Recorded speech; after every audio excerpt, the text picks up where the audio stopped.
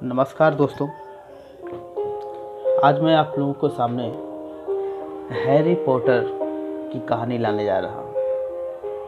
ये उस समय का वक्त है जब वोल्डेमॉर्ट मर चुका होता है, हॉगवर्ट्स आज़ाद हो चुका होता है। हैरी, हरमाइनी और रॉन जैसे जिस बंधन में बंध चुके थे, जिन समस्याओं को वो झेल चुके थे, वो सारी चीज़ें जैसे ख़त्म हो चुकी थी। तो चलिए दोस्तों, शुरू करते हैं हैरी पॉटर की आगे की ज़िंदगी वोल्डेमॉर्ट के ख़त्म होने के बाद कैसे चलती है और हॉगवर्ट्स पूरा कैसे चलता है, पूरी जादुई नगरी किस तरह आगे काम करती है। तो चलिए दोस्तों, शुरू करते हैं। वोल्डेमॉर्ट के मरने के बाद हैरी, रॉन, हरमाइनी और पूरा हॉगवर्ट्स जैसे शांत हो गया था। एक लंबी खामोशी, जैसे किसी तूफान के थम जाने के बाद होता है। पूरी जादुई नगरी जैसे मानो स्थिर हो गया हो। जादू मंत्रालय के सभी कर्मी जैसे फिर से नई शुरुआत करने के बारे में कुछ नहीं सोच रहे थे, मानो वे लोग एक लंबी छुट्टी पर चले गए हों। वो छूमंतर गली भी पूरा सुनसान लग रहा था। कभी कभार उस गली में किसी हिस्से में एक आध आदमी चुपचाप धीरे धीरे चलता दिखाई दे देता था। सभी घरों की खिड़कियां भी बंद पड़ी थी। किसी भी घर से कोई आवाज़ नहीं सुनाई दे रहा था, जैसे वे सब सो रहे हों। रॉन के घर की बात करें तो मौली और आर्थर अपने कमरे में बैठे हैं। मौली ने अपना सिर आर्थर के कंधे पर रखकर गहरी सोच में डूबी है। कभी कभार उसकी आंखों से आंसुओं की कुछ बूंद टपक जाया करती है। आर्थर भी बस चुपचाप उस खिड़की के बाहर वीरान मैदान को देख रहा होता है, जहां कभी घर के सभी बच्चे खेला करते थे, पर वहां आज कोई नहीं है। बाहर से आने वाली हल्की गर्म हवा मानो मन को भारी कर रही हो। नीचे जीनी अपने कमरे में ही बैठी है और उसके चेहरे पर भी मौली जैसे ही एक भावनात्मक चिन्ह दिख रहे थे। आंखें नम थी और होठ खामोश। दरवाजे के ठीक सामने का कमरा जॉर्ज का था। वो अपने बिस्तर पर लेटकर ऊपर दीवार की ओर देख रहा था, जहां पर जॉर्ज और उसके भाई की बड़ी तस्वीर बनी हुई थी। उस तस्वीर को उन्होंने उस समय बनाया था जब वे नाबालिग थे और पूरी रात उन्होंने शराब पी थी और उस तस्वीर को बनाया था। रॉन भी अपने कमरे में ही था। वो भी इस खामोशी का हिस्सा बना हुआ था। हालांकि उसे उसके भाई से ज़्यादा बनती नहीं थी, पर आज वो नहीं, उसकी यादें उसे काफ़ी सता रही थी। उसकी आंखें भी नम और उसके सिवाय वो और कुछ नहीं सोच रहा था। इन सब चीज़ों से दूर हरमाइनी अपने माता पिता के साथ काफ़ी खुश लग रही थी। उसने अपने मॉम डैड की जो याद मिटा दी थी, उसने उसे वापस ला दिया और उसके मॉम डैड भी काफ़ी खुश लग रहे थे। पर हरमाइनी अंदर से दुखी थी, क्योंकि इस महीने उसने काफ़ी कुछ खो दिया और काफ़ी कुछ पाया भी था। उसने जीवन की वास्तविक सच्चाई को जाना था। उसने जाना कि प्यार क्या होता है। उसने जाना कि दोस्त की अहमियत क्या होती है। ये सारी चीज़ें शायद ही वो कभी किताबों से सीख पाती है या कभी नहीं सीख पाती। दूसरी तरफ हैरी अपने गॉडफादर सीरियस के घर में रुका हुआ था। वोल्डेमॉर्ट के मरने के बाद वो भी काफ़ी शांत हो चुका था। अब उसके माथे पर जो एक चुभन हमेशा रहती थी, वो अब खत्म हो चुकी थी। ऐसा लग रहा था मानो उसके सिर से एक भारी बोझ उतर गया हो और पहली बार उसे काफ़ी अच्छी नींद आई थी। वो भी सीरियस के घर में औंधे लेटा पड़ा था और अपने जीवन के कुछ अच्छे पलों को याद कर रहा था। और बीच बीच में उसके चेहरे पर मुस्कुराहट भी छा जाती थी। वो खुश था कि अब शायद उसकी वजह से किसी की मौत नहीं होगी। अब शायद हॉगवर्ट्स पर किसी तरह का कोई आपत्ति नहीं आएगा। शायद अब हैरी पॉटर ना होगा। शायद वो अपने जीवन का एक अच्छा पल बिता सकता है। उसने अपने माता पिता और उन सभी लोगों का जो हैरी से प्यार करते थे, उन सब का बदला उसने ले लिया था। इस बीच उसने कई अपने लोगों को भी खो दिया, उन लोगों को जिसकी कमी हमेशा उसे सताते रहेगी। और वो अपने बिस्तर से उठता है और बाहर झरोखे के पास जाकर देखता है। रोड पर एक आध लोग एक ओर से दूसरी ओर जा रहे होते हैं। एक खामोशी थी पसरी हुई सड़क पर। अच्छी या बुरी हैरी नहीं जानता था, शायद अच्छी हो।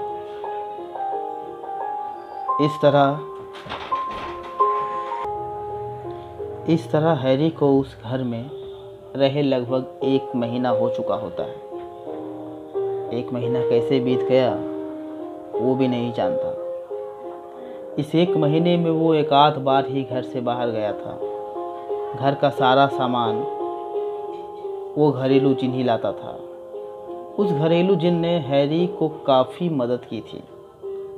हाँ, ये सही है कि हैरी के मन में अभी भी डॉबी की एक कमी खल रही थी। डॉबी, उसका एक ऐसा दोस्त जिसे वो जानता था और डॉबी उसे जानता था। एक संबंध, प्रेम का, जो शायद किसी के मरने के बाद भी ना छूटे।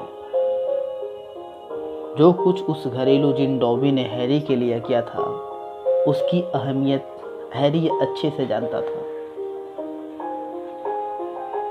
खैर, इस 1 महीने में उसने कभी भी रॉन और हरमाइनी से संपर्क नहीं किया और ना ही उन्होंने हैरी से कोई संपर्क बनाया। पर आज एक चिट्ठी आई थी, रॉन की और हरमाइनी की भी। रॉन ने लिखा था, कल तुम्हारा जन्मदिन है और हम चाहते हैं कि हम फिर से एक साथ मिलकर तुम्हारा जन्मदिन एंजॉय करें। मैं तुमसे कल छूमंतर गली में मिलूंगा। तुम्हारा दोस्त रॉन वीज़ली। हैरी ने जब ये खत पढ़ा तो उसके अंदर से एक भावनात्मक चीज उमड़ कर बाहर आई, दोस्ती का प्यार। इस दरमियान उसने ये सीख लिया था कि दोस्त की अहमियत जीवन में कितनी महत्वपूर्ण होती है। वो रॉन को तब से जानता है जब से वो हॉगवर्ट्स आया था, और तब से रॉन उसके हमेशा साथ खड़ा रहा, बड़ी से बड़ी मुसीबतों में भी। चाहे वो अच्छी चीज़ें हो या बुरी चीज़ें हो, रॉन हमेशा हैरी के साथ था और हमेशा हैरी के साथ ही रहेगा। उसने तुरंत जवाबी खत में उससे मिलने का जिक्र बता दिया, और उसी उल्लू के साथ उसने उस खत को भेज दिया। नाश्ता करने के बाद एक और उल्लू उसके घर के आंगन में आकर उतरा। वो भूरे रंग का था। हैरी जानता था कि यह उल्लू हरमाइनी का है। उसने उस खत को लिया। उसमें लिखा था, डियर हैरी, हमें मिले लगभग 1 महीने हो गए हैं। मुझे तुम्हारी, रॉन की और हॉगवर्ट्स की बहुत याद आ रही है। मैं कल ही रॉन के घर आ रही हूँ। उम्मीद करती हूँ कि तुमसे मुलाकात होगी। और हाँ, हैप्पी बर्थडे। मैं और रॉन दोनों तुमसे कल छूमंतर गली में मिलेंगे। उम्मीद कर रही हूँ तुम अच्छे होगे, मैं भी ठीक हूँ। बाकी बातें कल मिलने के बाद करूँगी। तुम्हारे दोस्त हरमाइनी ग्रेंजर। खत में हर एक शब्द हैरी को उन पुरानी बातों को याद दिलाने की कोशिश कर रहा था। लग रहा था जैसे 1 महीने नहीं 1 साल बीत गए हों। उन लोगों से मिले हुए, उनके चेहरे देखे हुए। इन सब परेशानियों से जूझने के बाद हैरी काफ़ी अच्छा अनुभव तो कर रहा था, पर अंदर से एक कमी थी उसके अंदर। लग रहा था उसने कुछ पाया है, पर उसने बहुत बड़ी चीज़ उसने खो दी है, जैसे हॉगवर्ट्स। अब शायद वो कभी हॉगवर्ट्स जा पाए। अब वो करेगा क्या? सिर्फ पैसे ही काम नहीं आते ज़िंदगी में। तभी उसके एक याद आई, एक पल जो डम्बलडोर ने उससे कहा था। वो शब्द थे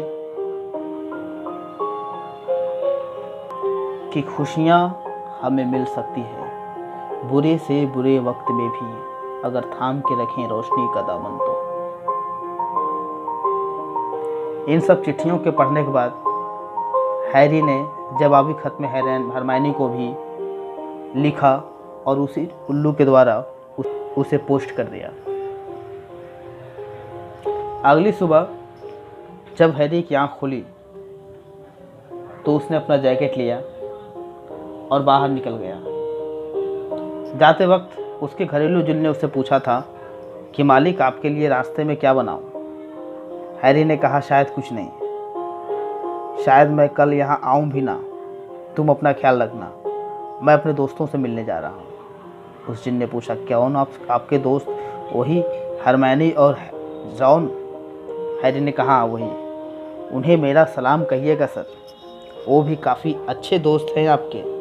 हैरी ने मुस्कुराते हुए कहा हाँ, तुम अपना ख्याल रखना, ठीक है चलता हूँ। जाते समय उस घरेलू जिन ने हैरी को आवाज़ लगाया, मालिक आप अपनी जैकेट भूल रहे हैं। हैरी ने पीछे मुड़कर देखा, उसका वो ब्राउन जैकेट वहीं पड़ा हुआ था जो उसे रात में उसने निकाल कर रखा था। उसने उस जैकेट को लिया, पहना और सीधे दरवाजे के बाहर चला गया। छूमंतर गली, शायद वो काफ़ी अरसे बाद आया था। इस लड़ाई के बाद, इस युद्ध के बाद वो अधिकतर समय जंगलों में या फिर दूर दराज के क्षेत्रों में ही बिताता रहा था। छूमंतर गली एकदम से बदल चुकी थी। लोग, एकाध लोग ही आसपास से गुजर रहे थे, कुछ दुकानें खुली थी। तभी उसकी नज़र एक दुकान पर जाकर टिक पड़ी। वो जॉर्ज भाइयों का दुकान था, जहां पर बहुत सारे जादुई सामान मिलते थे। वो बंद पड़ी थी। ऊपर बना जो खरगोश जिस पर हथौड़ा बार बार लगता था, वो भी स्थिर था। हैरी को याद आया कि उसकी वजह से कितने लोगों को कौन कौन से नुकसान हुआ है। वो उन लोगों से मिलना चाहता था, वो रॉन के परिवार से मिलना चाहता था। वो दुख जताना चाहता था कि मैं दुखी हूँ उनके मरने का, मुझे दुख है, मुझे सचमुच दुख है।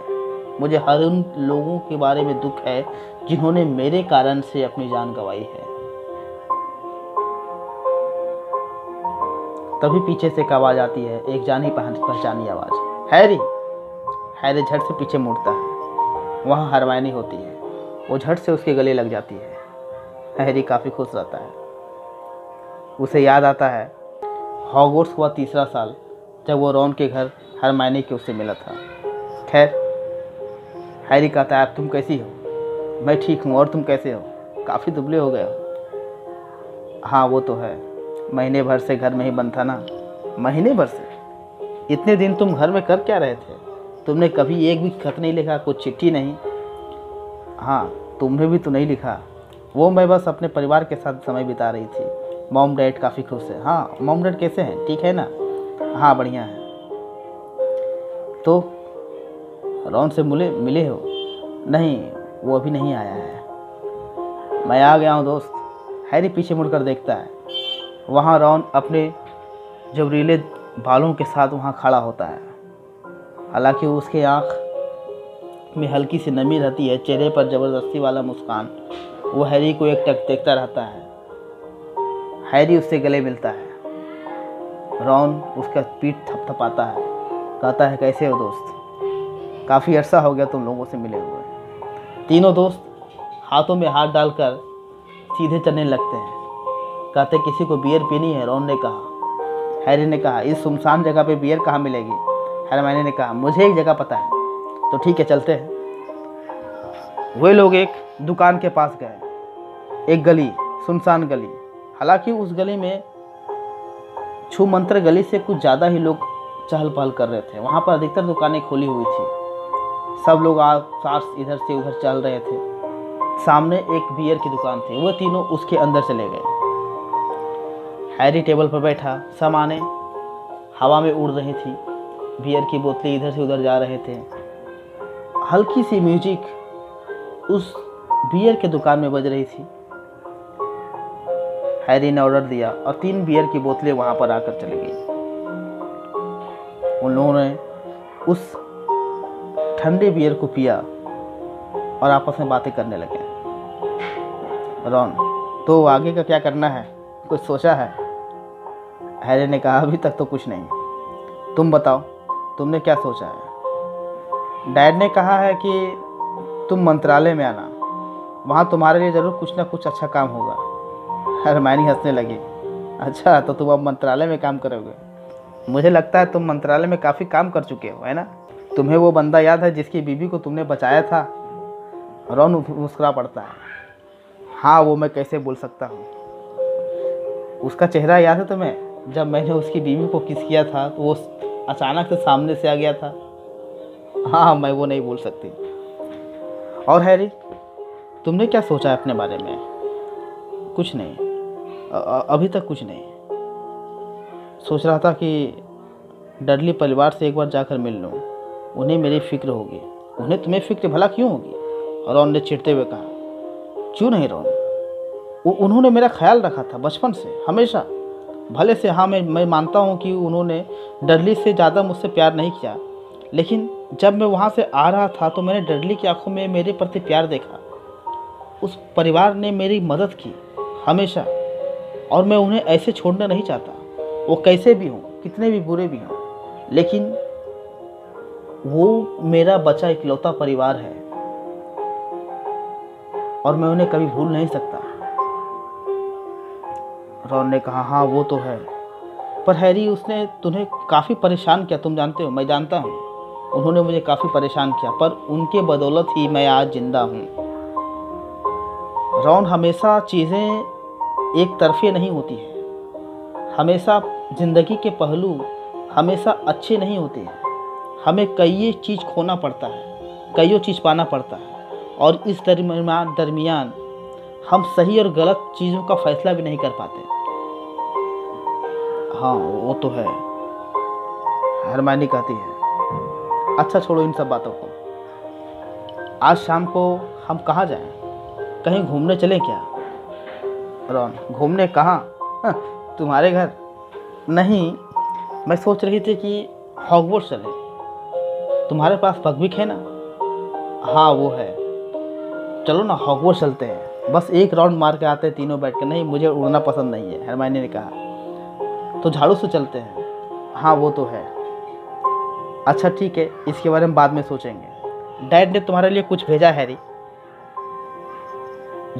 जॉन ने अपने बैग से एक पैकेट सामान निकाला। हैरी ने उसे खोला। उसमें केक बना था। Happy birthday Harry.